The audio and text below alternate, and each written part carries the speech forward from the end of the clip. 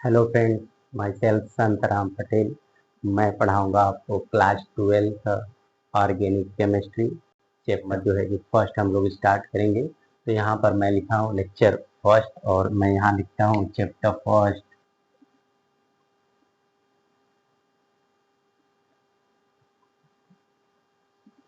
आपका chapter first है आपका हेलो एल्केन्स तथा हेलो एरीन। आपका चैप्टर नेम है हेलो एल्केन तथा हेलो एरीन। यह आपका चैप्टर है, चैप्टर नंबर फर्स्ट है। इसमें इंग्लिश में लिख सकते हैं hello alkene and hello arene. ये आपका चैप्टर नेम है। तो सबसे पहले यहाँ पर मैं चैप्टर का इंट्रोडक्शन दे दूँ।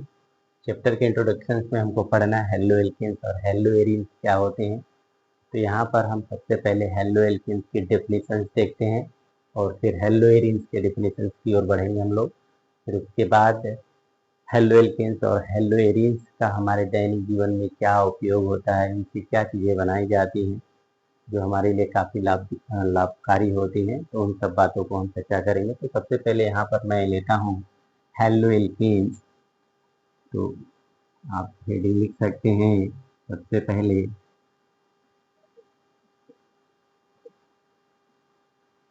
Halo alkane.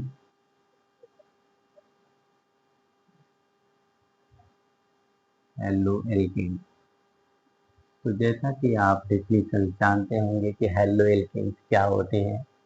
तो ऐसे एलिफैटिक हाइड्रोकार्बन जिसमें से हाइड्रोजन परमाणु को किसी हैलोजन परमाणु द्वारा प्रतिस्थापन किया जाता है तो बनने वाला जो यौगिक होता है वह आपका कहलाता है हेलो एल्केन। तो यहाँ पर आप डेफिनेशन से लिख सकते हैं ऐसे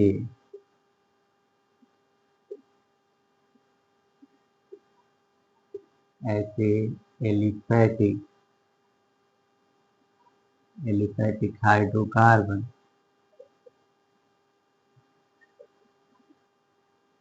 ऐसे एलिफैटिक हाइड्रोकार्बन जिसमें से हाइड्रोजन परमाणु को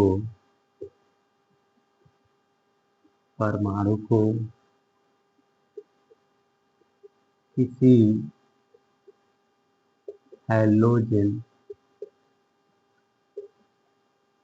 हैलोजन परमाणु द्वारा प्रतिस्थापन प्रतिस्थापन करने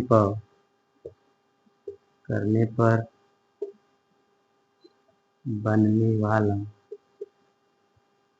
यौगिक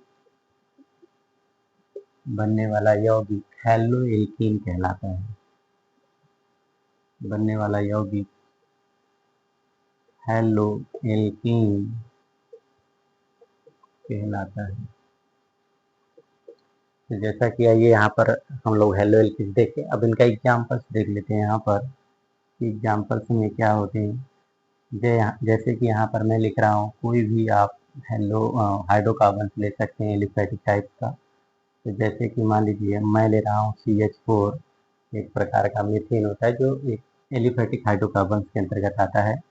अब यहाँ से मैं क्या करता हूँ, हाइड्रोजन एटम को रिमूव करता हूँ किसी प्रतिस्थापन के द्वारा। यहाँ पर हेलोजन एटम के द्वारा प्रतिस्थापन करने पर जैसे कि मैं एक्स लिखता हूँ और एक्स आप समझ सकते हैं, एक्स बराबर आप लिख सकते हैं क्लोरीन है, chlorine, bromine and then iodine होते हैं। ये 4 एटम्स जो होते हैं वो मोस्टली हेलोजन पर एटम्स होते हैं। तो यहाँ पर जैसे ही आप हाइड्रोजन को रिमूव करेंगे और एक्स को जोड़ेंगे तो यह बना देगा CH3X, एक प्रकार का आपका हेलो एल्केन्स हो जाएगा। ठीक उसी प्रकार आप यहाँ पर जैसे आप लिख सकते हैं C2H6 लिखते हैं, ये एक प्रकार का हाइड्रोकार्बन है। यहाँ से भी हाइड्रोजन को रिमूव कर सकते हैं और एक्स को जोड़ सकते हैं और जैसे ही जोड़ेंगे यह C2H5X में कन्वर्ट हो जाएगा। तो यह जो बनने वाला यहाँ पर हमारे पास CH3X है और C2H5X है, यह दोनों ही यौगिक कहते हैं हेलो एल्केन्स हैं। तो आइए नेक्स्ट आगे चलते हैं हेलो एरीन्स की ओर कि हेलो एरीन्स क्या होते हैं। तो आप स्क्रीनशॉट ले सकते हैं चाहें तो।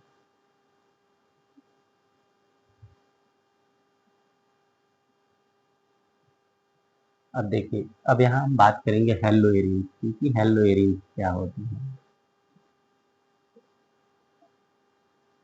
हेलो एरीन, तो आप जैसा हेलो एरीन्स के विषय में जानते होंगे कि हेलो एरीन्स क्या होते हैं। तो ऐसे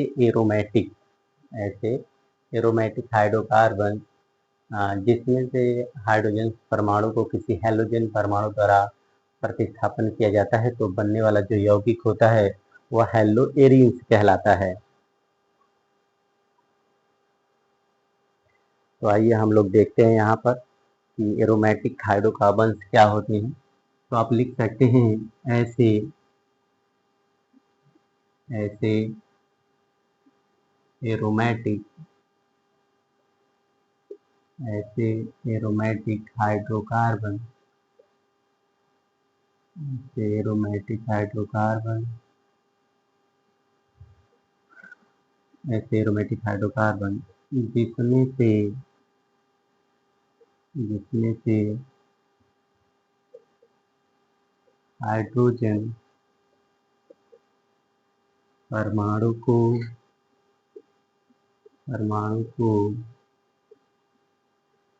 किसी हैलोजन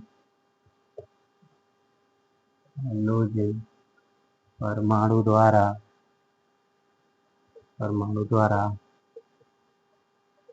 प्रतिस्थापन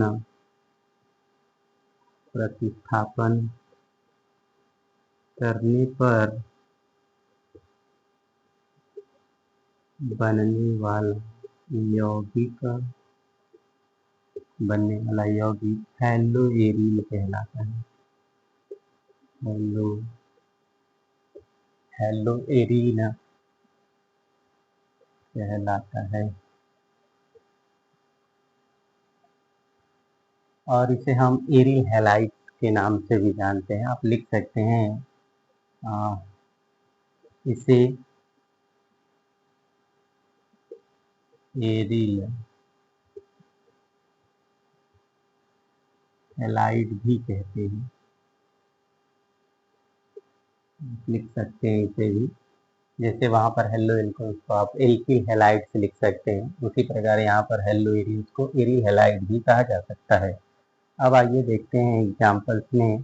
तो यहाँ पर जैसे मैं एक एरोमेटिक हाइड्रोकार्बन्स में जैसे मैं बेंजीन ले लेता हूँ, C6H6 ले लेता हूँ और यहाँ से मैं एक हाइड्रोजन एटम को रिमूव कर कोई हाइड्रोजन परमाणु जैसे X को मैं यहाँ पर जोड़ता हूँ तो आपको पता है यह बनाएगा C2H5X। अगर स्ट्रक्चर्स की बात करें तो जैसे कि आप देख पा रहे होंगे कि मैं एक बेंजीन संरचना बना रहा हूँ। आपका एक बेंजीन संरचना है और इस बेंजीन संरचना में सभी जगह हाइड्रोजन उपस्थित होते हैं। जैसा कि आपको पता है कि यह हाइड्रोजन केवल कार्बन की बैलेंसिंग के लिए लगाए जाते हैं। अब यहाँ से आप कहीं भी किसी भी हाइड्रोजन को आप हटा सकते हैं और जहाँ से हटाएंगे वहाँ पर एक्स परमाणु जो है हाइड्रोजन परमाणु जोड़ देने हैं। तो जो बनेगा वह यही बनेगा। बस इसका मैं स्ट्रक्चर यहाँ पर दिखा देता हूँ, अगर आपको अच्छा लगे तो इसे आप नोट कर लीजिए। यहाँ पर ऐसे आप बना सकते हैं। तो यह हमारे पास जो है वह हेलो एरीन्स है। तो आइए इनके कुछ इम्पोर्टेंट टॉपिक्स को देख लेते हैं जो हमारे दैनिक जीवन में बहुत ही इम्पोर्टेंट है। तो आप उन्हें नोट करके जो है कि लिखिएगा, नोट करके पॉइंट टू पॉइंट वहाँ पर नोट कर लेंगे हम लोग। तो आइए देखते हैं सबसे पहले कि कहाँ पर इनका हेलो एल्केन्स और हेलो एरीन्स का उपयोग होता है। तो आप नोट पॉइंट यहाँ पर हेडिंग डाल करके ऐसे लिखिएगा। क्योंकि जो हेलो एल्केन्स हेलो एरीन्स हैं वह हमारे दैनिक जीवन में बहुत ज़्यादा उपयोगी होते हैं, उपयोग किए जाते हैं। तो आइए सबसे पहले यहाँ पर देखते हैं पॉइंट फर्स्ट में इनका उपयोग कहाँ पर किया जाता है। तो जितने भी हेलो एल्केन्स होते हैं या हेलो एरीन्स होते हैं इनका सबसे ज्यादा उपयोग जो होता है वह अध्रुवीय यौगिकों के विलायक के रूप में होता है। तो आप लिख सकते हैं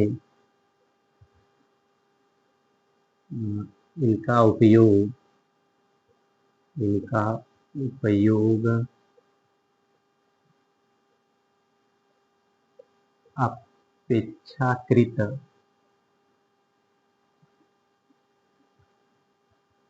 अपेक्षाकृत या अधिक मात्रा में आप लिख सकते हैं। इनका उपयोग अपेक्षाकृत अधिक मात्रा में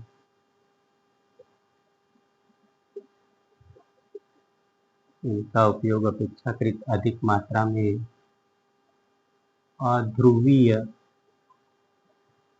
अध्रुवीय विलायकों के लिए अध्रुवीय विलायकों के लिए अध्रुवीय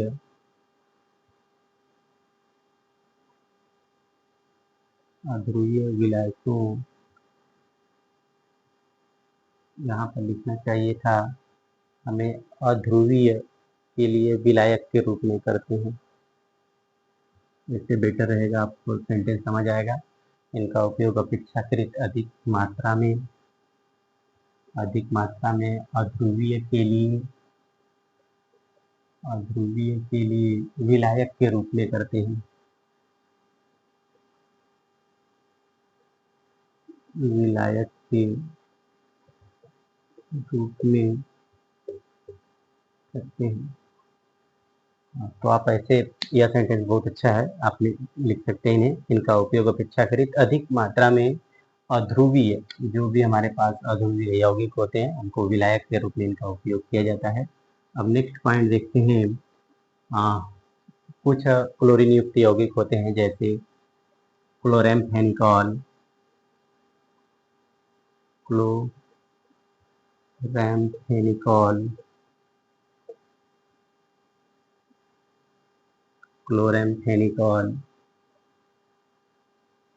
क्लोरीन युक्त या क्लोरीनीकृत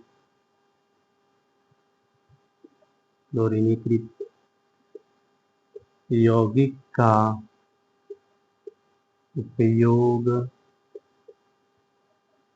आंत्र ज्वर, जैसे आप टाइफाइड कहते हैं, आंत्र ज्वर टाइफाइड के उपचार में उपयोग किया जाता है।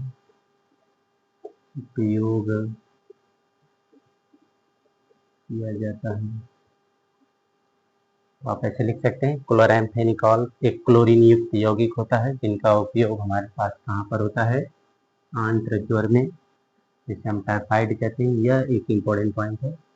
यह इससे कहीं ज़्यादा इम्पोर्टेंट यह है कि क्लोरैम्फेनिकॉल का उपयोग कहाँ होता है, क्लोरीन युक्त यौगिक होता है, जिनका उपयोग टाइफाइड के इलाज में होता है।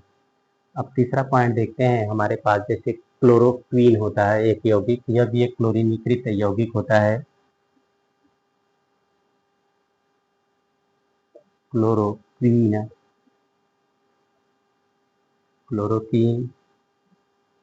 एक क्लोरीनीकृत यौगिक है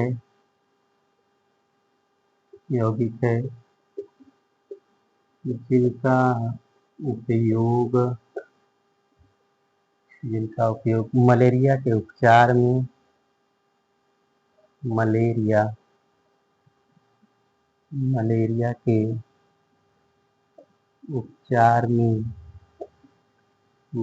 के उपचार में किया जाता है।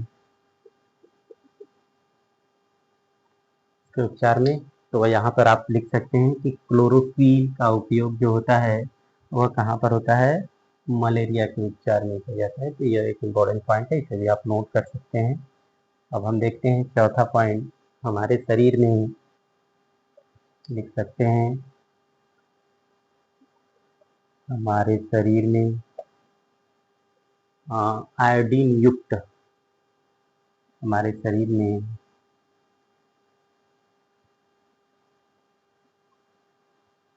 आयोडीन, हमारे शरीर में आयोडीन युक्त हार्मोन, आयोडीन युक्त हार्मोन जिसे आप थायरॉक्सिन के नाम से जानते हैं, आयोडीन युक्त हार्मोन थायरॉक्सिन, थायरॉक्सिन का स्रावण होता है, थायरॉक्सिन का स्रावण होता है जिसकी कमी से, जिसकी कमी से घींघा, जिसे आप ग्वाइटर लिखते हैं, घींघा नामक रोग होता है। ग्वाइटर जो होता है थायरॉक्सिन की कमी से, और यह थायरॉक्सिन जो होता है वह एक प्रकार का आयोडीन युक्त हार्मोन होता है। इसकी कमी से क्या होता है, घींघा नामक रोग हो जाता है। और नेक्स्ट पॉइंट आइए देखते हैं यहाँ पर हम लोग। तो जैसा कि यहाँ पर आप देख चुके हैं, आइए नेक्स्ट पॉइंट यहाँ पर देखिए, यह क्लोरामफेनिकॉल की बात करें तो एक प्रकार का एंटीबायोटिक होता है। क्लोरोक्वीन भी एंटीबायोटिक्स में ही आते हैं सभी। तो आइए अब चौथे पॉइंट के बाद पांचवा पॉइंट देखते हैं।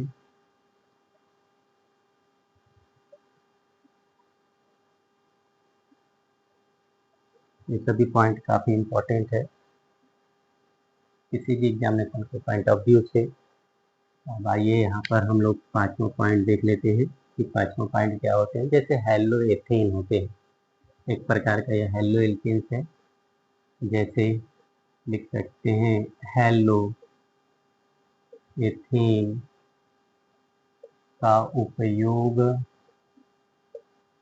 शल्य चिकित्सा में,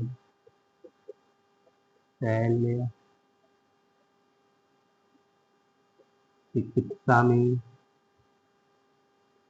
शल्य चिकित्सा में हेलोएथेन का उपयोग शल्य चिकित्सा में निश्चेतक के रूप में, निश्चेतक के रूप में किया जाता है। निश्चेतक के रूप में मतलब बेहोश करने के लिए, जैसे आप कहते हैं ना, इसीलिए अनिश्चेतक का मतलब होता है बेहोश यूज करते हैं। और नेक्स्ट पॉइंट आप लिख सकते हैं, जैसे होता है एक कंपाउंड फ्लोरीनीकृत यौगिक, आप लिख सकते हैं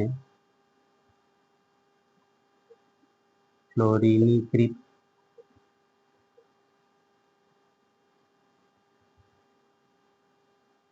या फ्लोरोइथेन भी इसे आप कह सकते हैं, या आप फ्लोरीनीकृत लिखिए, बहुत अच्छा है। फ्लोरीनीकृत यौगिक का उपयोग, फ्लोरीनीकृत यौगिक का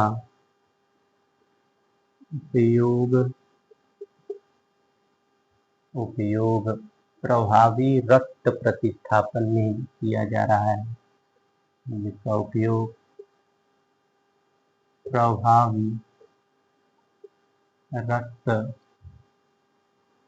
प्रभावी रक्त प्रतिस्थापन में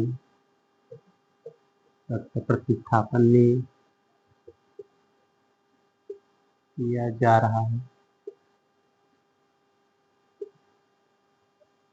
यहाँ पर जो प्रभावी रक्त प्रतिस्थापन होता है, इसका मतलब है शरीर में प्राकृतिक रक्त की यदि कमी हो तो उसको पूरा करने के लिए, ऑक्सीजन के परिवहन का नकल करने के लिए इसका उपयोग किया जाता है। इसका मतलब है कि अगर आपके बॉडी में प्राकृतिक रूप से अगर ब्लड की कमी हो जाए तो उस कमी को दूर करने के लिए यहाँ फ्लोरीनीकृत जो है कि यौगिक का उपयोग किया जाता है। और यह यौगिक जो होता है वह ऑक्सीजन के परिवहन की नकल करता है और हमारे बॉडी में ऑक्सीजन की भरपूर मात्रा को बनाए रखता है।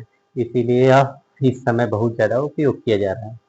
तो यह नोटेड पॉइंट थे। अब आगे हम लोग देखते हैं क्लासिफिकेशन, वर्गीकरण क्या होता है। तो आइए इनके वर्गीकरण की हम चर्चा करते हैं।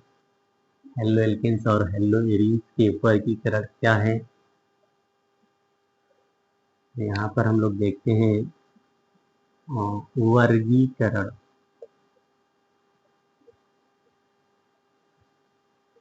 क्लासिफिकेशन, वर्गीकरण। तो जो हेलो एल्केन्स हेलो एरीन्स हैं, इन्हें निम्न वर्गों में वर्गीकृत किया गया है। तो सबसे पहले यहाँ पर वर्गीकरण में सबसे पहले हम लोग देखेंगे हैलोजन परमाणु की संख्या के आधार पर। तो वर्गीकरण में पहला आप हेडिंग लिख सकते हैं हैलोजन, हैलोजन परमाणु की संख्या के आधार पर। अब लिख सकते हैं classification, classification on the basis of, on the basis of halogen atom, classification on the basis of halogen atom। तो आप जैसा कि जानते हैं हैलोजन परमाणु की संख्या के आधार पर हेलो एल्केन्स और हेलो एरीन्स को mono, di, tri and poly halo alkanes व हेलो एरीन्स में जो है कि डिवाइड किया गया है। तो आप लिख सकते हैं कि हैलोजन परमाणु की संख्या के आधार पर इसे निम्न भागों में बांटा गया है। तो मैं वह बताता हूँ कौन कौन से भाग होते हैं यहाँ पर। तो यहाँ पर इसमें आप पहला लिख सकते हैं मोनो, हेलो एल्केन्स या हेलो एरीन, दोनों बात कर रहे हैं हम। यहाँ पर दोनों की चर्चा करेंगे तो आप लिखेंगे मोनो, मोनो हेलो एल्केन तथा hello arene, mono halo alkane तथा हेलो एरीन की बात करें। यहाँ पर आप, मैं बताऊंगा मोनो हेलो एल्केन्स और हेलो एरीन दोनों एक के साथ मैं बता दे रहा हूँ कि मोनो का क्या मतलब होता है, मोनो हेलो एल्केन्स तथा हेलो एरीन क्या होते हैं। तो एग्जाम्पल्स आप देखिए, तो आप लिखेंगे क्या, ऐसे हेलो एल्केन्स या हेलो एरीन जिसमें केवल एक जो होता है कि हाइड्रोजन एटम उपस्थित होता है। जैसे अगर मैं हेलो एल्केन्स की बात करता हूँ तो जैसे यहाँ पर आएगा CH3X, आप लिख सकते हैं C2H5X, इस प्रकार से आप लिख सकते हैं। और आप जानते हैं कि X बराबर क्या होता है, फ्लोरीन, क्लोरीन, ब्रोमीन और आयोडीन होते हैं। तो आप लिख सकते हैं CH3X, C2H5X, इस प्रकार से। या आपके जितने भी हैं वे सभी क्या हैं, मोनो हेलो एल्केन्स होते हैं। अब आइए देखते हैं मोनो हेलो एरीन्स की बात कर लें। तो मोनो हेलो एरीन्स का मतलब किसी भी रिंग पर आप क्या करिए, कोई एक हैलोजन एटम लगा दीजिए इस प्रकार, तो वह हो जाएगा आपका मोनो हेलो एरीन। अब देखिए दूसरा पॉइंट यहाँ पर हम लेते हैं डाई हेलो एल्केन तथा हेलो एरीन।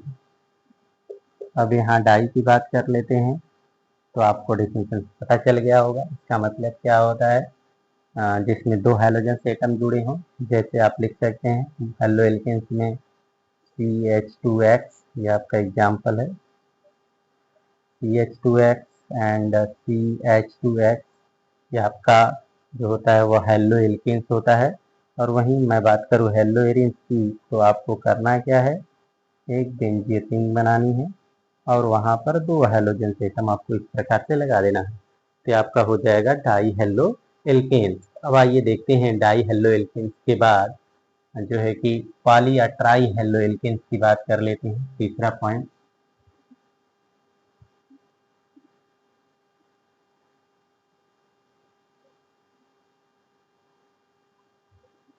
आइए देखते हैं यहाँ पर तीसरा है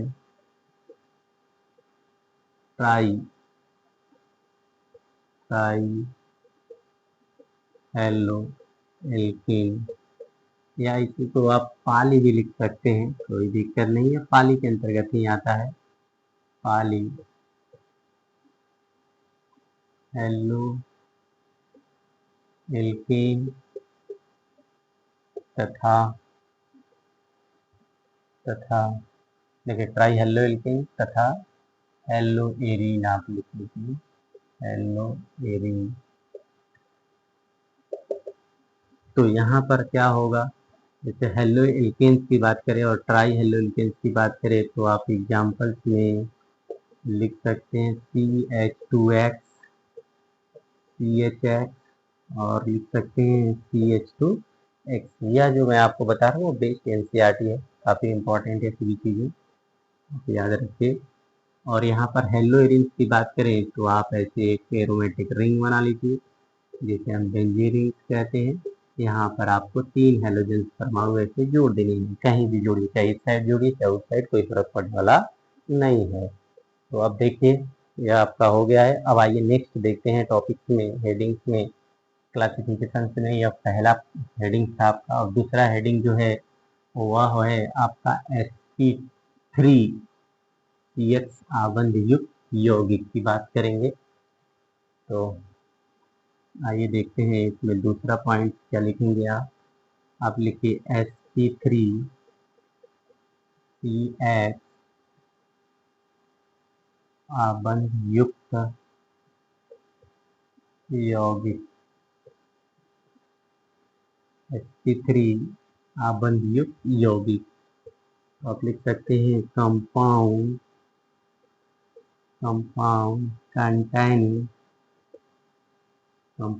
containing sp3CX बॉन्ड, इंग्लिश में इस प्रकार से आप इसे नोट कर सकते हैं। अब देखिए ये आपका हो गया sp3CX आबंध युक्त यौगिक। अब देखिए इसके अंतर्गत 3 प्रकार के जो है कि यौगिक आते हैं, तो आइए सबका हम बारी बारी से चर्चा कर लेते हैं। पहले हम ए वाला पोर्शन देखेंगे, इसमें क्या आते हैं। इसमें आता है आपका एल्किल हैलाइड या हेलो एल्केन्स जिसे आप कहते हैं। इसमें मैं लिखूंगा सबसे पहले एल्किल हैलाइड, या की जगह अथवा लिख सकते हैं, या हेलो एल्केन जिसे आप RX के नाम से जानते हैं। इस प्रकार से हम इसको लिखेंगे RX में। तो अब देखिए, अब यहाँ पर जो एल्किल हैलाइड्स या हेलो एल्केन्स होते हैं, होते क्या हैं। तो आप लिख सकते हैं कि जिसमें जो हमारा एल्किल समूह होता है वह डायरेक्टली किससे जुड़ा हो, हैलोजन परमाणु से जुड़ा हो। इसमें जो एल्किल है वह किससे जुड़ा हो, हैलोजन परमाणु से जुड़ा हो, तो वह कहलाता है आपका एल्किल हैलाइड या हेलो एल्केन। इन्हें मुख्यतः कितने भागों में बांटा गया है, जैसा कि देखिए यहाँ पर यदि मैं बात करूँ तो यहाँ पर हमारे पास आर क्या है, एक प्रकार का एल्किल समूह है, यह है एल्किल समूह। और यह एल्किल समूह डायरेक्टली किससे जुड़ा है, हैलोजन से एटम से जुड़ा है। यह हमारे पास है हैलोजन परमाणु। तो आप देख रहे हैं कि जब एल्किल समूह डायरेक्टली किससे जुड़ जाए, हैलोजन परमाणु से जुड़ जाए, तो उसी को हम क्या कहते हैं, एल्किल हैलाइड या हेलो एल्केन्स कहते हैं।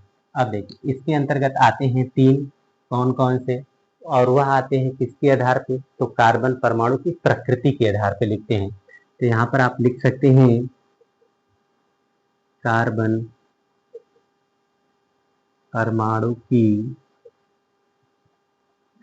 परमाणु की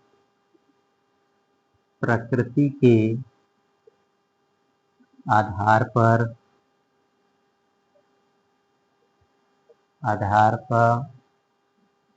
एल्किल हैलाइड अथवा हेलो एल्केन को 3 वर्गों में बांटा गया है।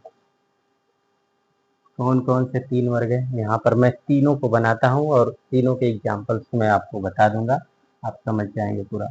देखिए मैं पहला लिखता हूँ यहाँ पर प्राथमिक हेलो एल्केन्स या एल्किल हैलाइड। यहाँ पर हेलो एल्केन्स लिखे बेटर रहेगा।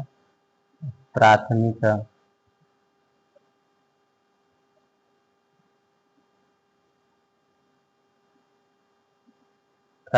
Halo alkanes. इसके बाद आप लिखिए द्वितीयक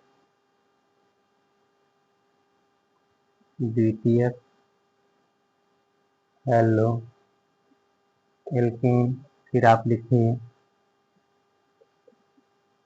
तृतीयक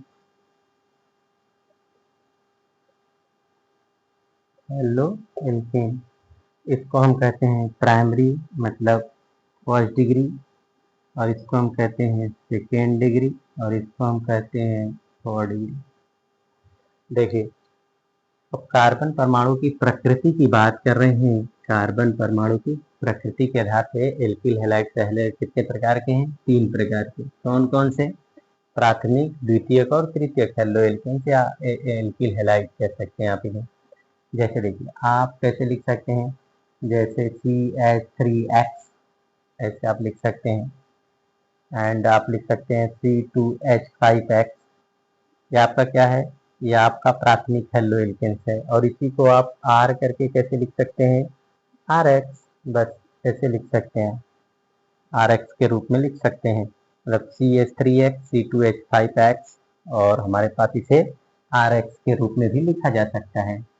यही कर लीजिए आर करके आप इन्हें RX के रूप में भी लिख सकते हैं। तो आप देख पा रहे हैं कि यहाँ पर डायरेक्टली जैसे इनके स्ट्रक्चर्स की बात करें, CH3 के स्ट्रक्चर्स की बात करें, तो आप इन्हें कैसे बनाते हैं? आप इन्हें ऐसे इस प्रकार से बना सकते हैं, एक ऊपर हाइड्रोजन एक साइड में और एक नीचे, और यहाँ से X। तो जो हाइड्रोजन एटम हो डायरेक्टली कार्बन एटम से जुड़ा हुआ है और फर्स्ट डिग्री कार्बन एटम से जुड़ा है, तो इसलिए वो प्राथमिक। और द्वितीय की बात करें तो यहाँ पर जैसे आप लिख सकते हैं RCR, नीचे हाइड्रोजन से एटम लगा दीजिए H और X। तो यहाँ पर देखिए यह कार्बन एटम जिससे जुड़ा है, इस कार्बन एटम से जुड़े हुए दो यह कार्बन एटम क्या है? सेकेंडरी टाइप्स के हैं, तो इन्हें सेकेंडरी और टर्शियरी कंडीशंस में क्या करते हैं? मतलब यहाँ पर जो है यह सेकेंडरी कार्बन है, सेकेंडरी कार्बन एटम है। और यहाँ पर बात करें तो यहाँ पर इस कार्बन की बात करें, चाहे इस कार्बन की, तो वह आपका प्राइमरी हो जाएगा। और यहाँ पर देखें तो RCR और यहाँ पर X परमाणु, और नीचे भी यदि आप R लगा देते हैं तो आपका जो कार्बन हो जाएगा वह टर्शरी कार्बन एटम हो जाएगा। और इस टर्शरी कार्बन एटम से हाइड्रोजन परमाणु आपका जुड़ा हुआ है। देखिए सभी जगह आप हाइड्रोजन परमाणु को चेक कर सकते हैं। तो इस प्रकार से यह प्राथमिक, द्वितीयक और तृतीयक में कन्वर्ट हो जाएंगे। अगर हाइड्रोजन परमाणु केवल एक ही कार्बन परमाणु से डायरेक्टली जुड़ा है तो वह आपका प्राइमरी, और वही हाइड्रोजन परमाणु दो और अलग कार्बन परमाणु के साथ CX के साथ, मतलब CX बंध के साथ दो कार्बन परमाणु के साथ जुड़ा है तो वह सेकेंडरी, और इस प्रकार से आप देखेंगे तो यह टर्शरी हो जाएगा। और देखिए मैं बात कर रहा था sp3 की। आप देखिए अगर मैं यहाँ पर इस कार्बन की बात करूं तो यहाँ पर एक सिग्मा बॉन्ड बनता है, यहाँ पर सिग्मा, यहाँ पर सिग्मा और यहाँ पर सिग्मा। और आप जानते हैं कि अगर हमारे पास 4 सिग्मा बॉन्ड हो तो वह कैसा होता है? संकरण sp3 संकरण हो जाता है, sp3। ठीक उसी प्रकार यहाँ पर भी देखें तो एक सिग्मा बॉन्ड, एक सिग्मा इधर, सिग्मा सिग्मा, मतलब यहाँ पर भी कैसा है? 4 सिग्मा, तो sp3। यहाँ पर भी 4 सिग्मा है तो कैसा हो जाएगा? sp3। जैसा कि देखो नोटेड पॉइंट में आप इधर लिख सकते हैं, क्या लिख सकते हैं भाई? 4 सिग्मा हो तो उसे हम लिखते हैं sp3, और आपका 3 सिग्मा बॉन्ड हो जाए तो उसको लिखते हैं sp2, और अगर वहीं पर 2 सिग्मा बॉन्ड हो जाए तो उसको हम लिखते हैं sp।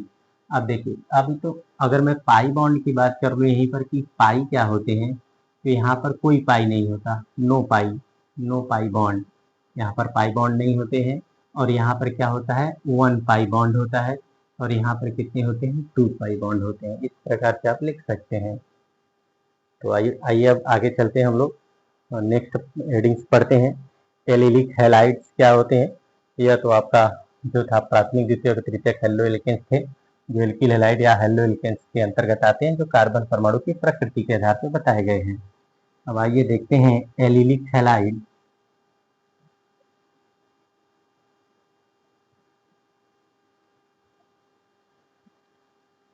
एलिलिक हैलाइड क्या होते हैं, उनकी चर्चा करेंगे अब हम लोग। ये एलिलिक हैलाइड क्या होता है, किस प्रकार से हम कह सकते हैं कि कौन एलिलिक हैलाइड है और कौन से यौगिक एलिलिक हैलाइड नहीं होते हैं, उनकी बात करेंगे। तो यह आपका बी वाला पोर्शन रहेगा, आप लिख सकते हैं बी पॉइंट्स में। एलिलिक हैलाइड,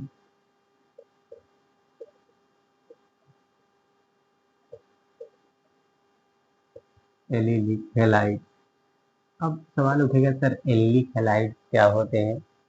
तो एलिलिक हैलाइड्स का मतलब होता है कि ये ऐसे यौगिक होते हैं जिनमें कार्बन कार्बन द्विआबंध के पास, कार्बन कार्बन द्विआबंध के पास वाले कार्बन परमाणु से अगर कोई हैलोजन परमाणु जुड़ा हो तो उसको हम कहते हैं एलिलिक हैलाइड। जैसे अब डेफिनेशन में क्या लिखेंगे, ऐसे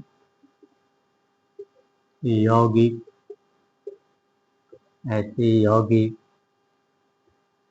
जिसमें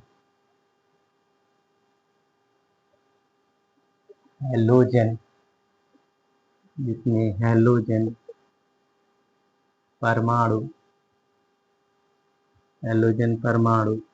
कार्बन कार्बन द्विआबंध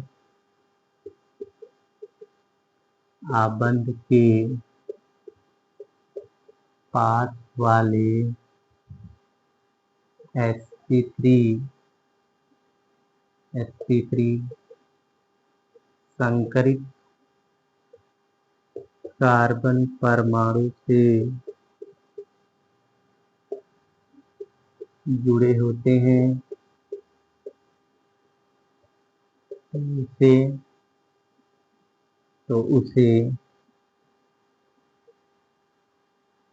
एलिलिक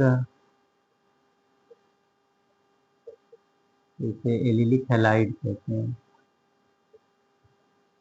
देखिए मैं क्या कह रहा हूँ, ऐसे यौगिक जिसमें हैलोजन परमाणु क्या है, हैलोजन परमाणु की बात कर रहे हैं, कहाँ जुड़े हैं, कार्बन कार्बन द्विआबंध के पास वाले sp3 संकरित कार्बन परमाणु से जुड़े हैं तब। जैसे एग्जांपल की बात करें, जैसे यहाँ पर मैं लिख रहा हूँ CH2 डबल बॉन्ड CH और फिर मैं लिख रहा हूँ CH2X, तो हमारे पास यह कार्बन कार्बन द्विआबंध वाला हो गया, यह कार्बन कार्बन द्विआबंध और पास वाला कार्बन परमाणु यह रहा, और यही पास वाला कार्बन परमाणु क्या है, sp3 है। कैसे आप इसे कैसे लिख सकते हो, आप देखो इधर का मैं पोर्शन इधर दिखा दे रहा हूँ, आप इन्हें ऐसे लिख सकते हैं ना, इस प्रकार से। बाकी के जो है वह CH है डबल बॉन्ड H2C भी लिख सकते हैं, इन्हें ऐसे लिख सकते हैं, कोई दिक्कत नहीं है। इस प्रकार से यह ऐसे है, यह डायरेक्टली कार्बन से जुड़ा होता है ऐसे ऐसे, और हाइड्रोजन को ऊपर या नीचे कहीं दिखा सकते हैं। तो मैं इस कार्बन की बात करूँ तो कार्बन कार्बन द्विआबंध के पास वाला कार्बन तो यही कार्बन है, और आप देख पा रहे हैं कि यहाँ पर 1 सिग्मा 2 सिग्मा 3 सिग्मा 4 सिग्मा, इसीलिए कैसा हो जाएगा, sp3 संकरित कार्बन परमाणु हो जाएगा, संकरित कार्बन परमाणु हो जाएगा। इस प्रकार से हमारे पास क्या है, एलिलिक हैलाइड्स है। अब आइए नेक्स्ट देखते हैं बेंजीलिक हैलाइड्स। बेंजीलिक हैलाइड्स क्या होते हैं, इन्हें हम कौन से जो है कि कंपाउंड तो बेंजीलिक हैलाइड्स के नाम से जानेंगे, तो उनकी चर्चा हम लोग करते हैं यहाँ पर बेंजीलिक हैलाइड्स की। बेंजीलिक हैलाइड्स क्या होते हैं, आइए देखते हैं। यह आपका सी हेडिंग्स रहेगा, बी में सी हेडिंग, दूसरे में जो है कि सॉरी बी नहीं, दूसरे में सी हेडिंग्स है। आप लिख सकते हैं बेंजीलिक हैलाइड, बेंजीलिक हैलाइड। अब बेंजीलिक हैलाइड क्या होते हैं, बेंजीलिक हैलाइड, बेंजीलिक हैलाइड का मतलब क्या है, तो बेंजीलिक हैलाइड में आप डेफिनेशन के तौर पे क्या लिख सकते हैं आप डिफिनेशन में लिख सकते हैं बेंजीलिक हैलाइड्स में कि जो आपका यहाँ पर एरोमेटिक जो रिंग होता है, उस एरोमेटिक रिंग में आपको करना क्या है, जितने भी एरोमेटिक्स होते हैं उनमें एरोमेटिक के पास वाला जो कार्बन परमाणु होता है, वह कार्बन परमाणु क्या होता है आपका, उससे उस कार्बन परमाणु से आपका जुड़ा हो क्या, हैलोजन परमाणु, तो उसे हम कहते हैं आपका बेंजीलिक कंडीशन। आइए देख लेते हैं, थोड़ा हम लोग जो है कि हमारा कम है तो आपको देखने में थोड़ा कठिनाई हो रही होगी, तो थोड़ा इनसे डाल लेते हैं यहाँ पे।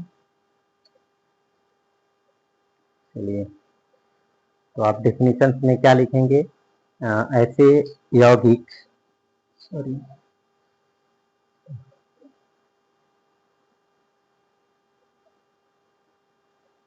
आप लिखेंगे क्या हेडिंग, डेफिनेशन में क्या लिखेंगे, हेडिंग आपका बेंजीलिक हैलाइड्स है, आप लिखेंगे इसमें ऐसे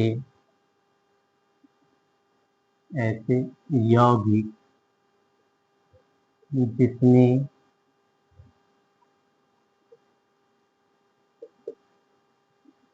हैलोजन परमाणु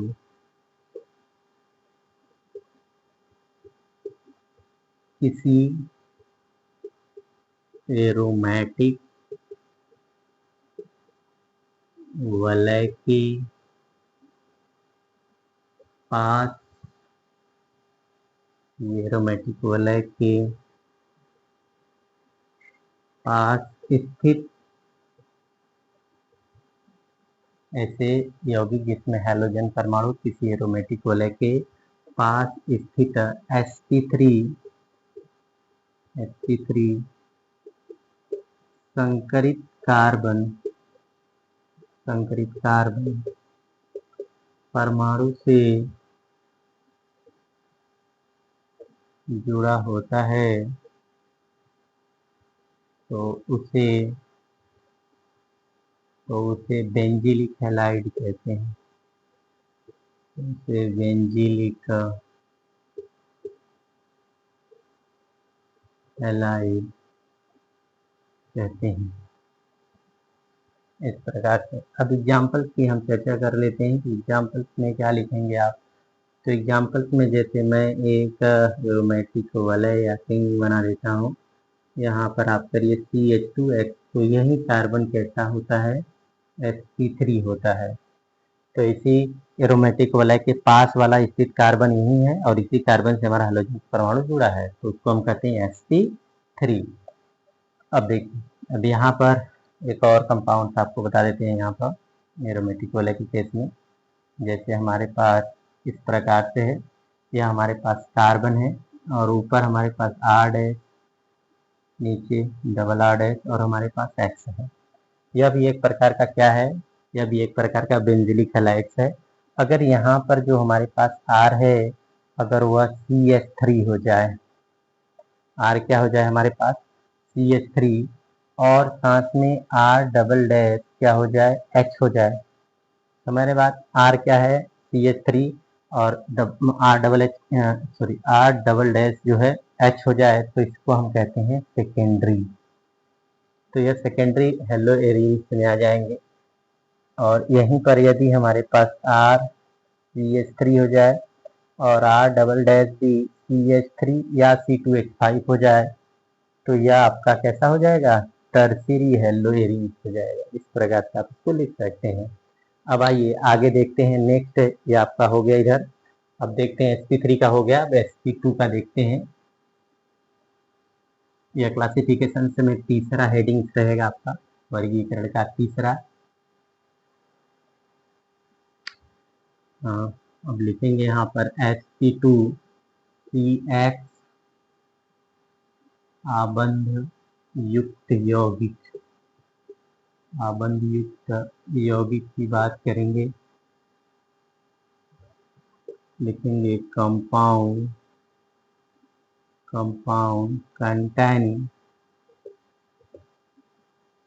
containing sp2CX बॉन्ड।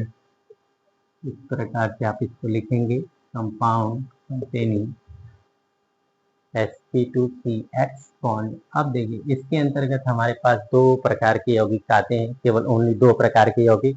एक होता है वाइनिलिक हैलाइड्स और एक होता है एरिल हैलाइड। तो सबसे पहले हम यहाँ पर देखेंगे वाइनिलिक हैलाइड। वाइनिलिक हैलाइड क्या होते हैं? वाइनिलिक हैलाइड, वाइनिलिक हैलाइड्स का मतलब होता है या ऐसे हैलाइड्स होते हैं, इसका स्पेलिंग आप लिख सकते हैं वेनाइल हैलाइड्स या वाइनिलिक हैलाइड्स, कोई दिक्कत नहीं है। आप हाँ, वाइनिलिक हैलाइड्स का मतलब होता है, इसमें अब देखो वहाँ पर जैसे आप पढ़े थे एलिलिक हैलाइड्स में, वहाँ पर कार्बन का द्विआबंध के पास स्थित जो कार्बन था उससे हैलोजन परमाणु जुड़ा हुआ था। लेकिन यहाँ पर क्या होता है, यहाँ पर कार्बन कार्बन द्विआबंध से ही क्या होता है, आपका हैलोजन परमाणु जुड़ जाता है। तो आप लिखेंगे ऐसे यौगिक, डेफिनेशन आप लिखिए, बहुत इंपॉर्टेंट है, सभी एग्जाम में पूछे जाते हैं। ऐसे यौगिक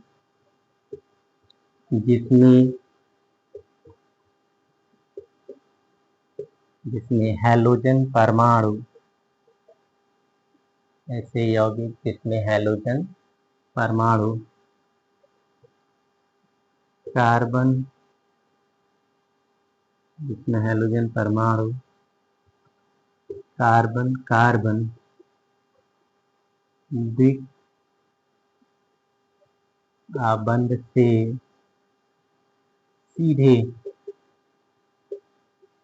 जुड़े होते हैं,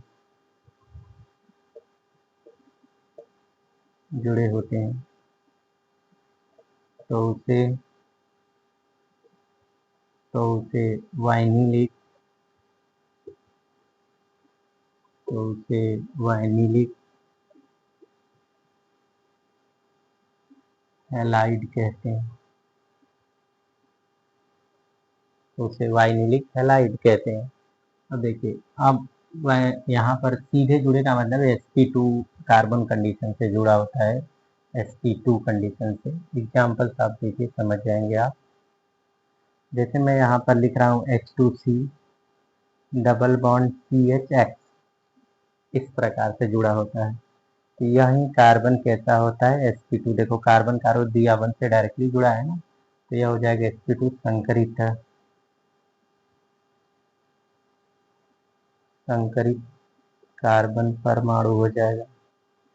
अब आपका एक और बचा है एरिल हैलाइड्स, जो होते हैं एरिल हैलाइड्स क्या होते हैं। तो यहाँ पर एरिल हैलाइड्स में आप इसे नोट कर सकते हैं स्क्रीनशॉट लेकर के, बाद में करिए, अभी कर सकते हैं, साथ साथ करिए, सबसे बढ़िया। आइए देखते हैं एरिल हैलाइड्स। इसका दूसरा पॉइंट है कि आप लिख सकते हैं एरिल हैलाइड। एरिल हैलाइड क्या होता है? एरिल हैलाइड का मतलब होता है यहाँ पर जो हैलोजन एटम होगा वह डायरेक्टली किसी वलय से जुड़ जाएगा, एरोमेटिक वलय से। तो यहाँ पर लिख सकते हैं ऐसे यौगिक जिसमें हैलोजन परमाणु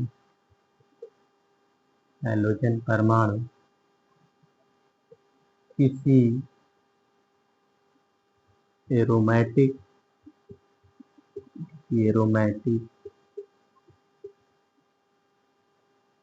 वलय से सीधे जुड़ा होता है, एरोमेटिक वलय से सीधे जुड़ा होता है, तो उसे एरिल हैलाइड कहते हैं। जैसे एग्जाम्पल देखिए, एग्जाम्पल्स में आप क्या लिखेंगे, जैसे आप एक रिंग बनाइए इस प्रकार से, तो यहाँ हैलोजन से एटम बस जोड़ दीजिए, तो यही कार्बन क्या होगा, sp2, क्योंकि मैं sp2 वाला पढ़ रहा हूँ, sp2 कार्बन युक्त होगी, तो यह कार्बन sp2 संकरित होगा। तो आप देख रहे हैं कि यहाँ पर जो एटम से जुड़ा हुआ है हैलोजन वाला, वह कैसा है, वलय से डायरेक्टली जुड़ गया है, तो इस प्रकार से आप लिख सकते हैं। और एग्जाम्पल से लिखना है तो कुछ नहीं करना है आपको, किसी जगह मेथिल या एथिल ग्रुप जोड़ करके आप जैसे CH3 कर दीजिए और फिर एक जोड़िए, कोई फर्क नहीं पड़ता है, तो ये आपका एरिल हैलाइड्स हो जाएगा पूरा। तो आज के लिए बस इतना ही। तो हम लोग जो है कि जितने भी टॉपिक्स पढ़े वो काफ़ी इंपॉर्टेंट थे, उसमें से टॉपिक्स जो है अब आगे नेक्स्ट जो हम लोग पढ़ेंगे वह IPSC पढ़ेंगे। तो यह सभी इंट्रोडक्शन पार्ट्स थे इनके, जिन्हें जानना बहुत इम्पोर्टेंट होता है, काफ़ी इंपॉर्टेंट होता है, क्योंकि यह हमेशा लॉन्ग टर्म में भी पढ़ेंगे, आगे नेक्स्ट चैप्टर में पढ़ेंगे, तो बार बार ये टॉपिक्स आते रहते हैं कि ये सब क्या होती हैं। तो बेसिक आपको अच्छा नॉलेज है ऑर्गेनिक का, तो आप अच्छा कर पाएंगे। तो आज के लिए बस इतना ही। अब नेक्स्ट जो है कि वह आगे पढ़ेंगे कल, नेक्स्ट लेक्चर सेकेंड में वर्गीकरण, सॉरी IPSC नॉमेनक्लेचर क्या होते हैं। तो आज के लिए बस इतना ही। अगर हमारा वीडियो आपको अच्छा लगा है तो इसे लाइक शेयर सब्सक्राइब करिए, साथ में अपने मित्रों को, फ्रेंड्स जितने भी हैं उन्हें भी आप शेयर कर सकते हैं, क्योंकि ये काफ़ी इंपॉर्टेंट है। तो थैंक यू सो मच।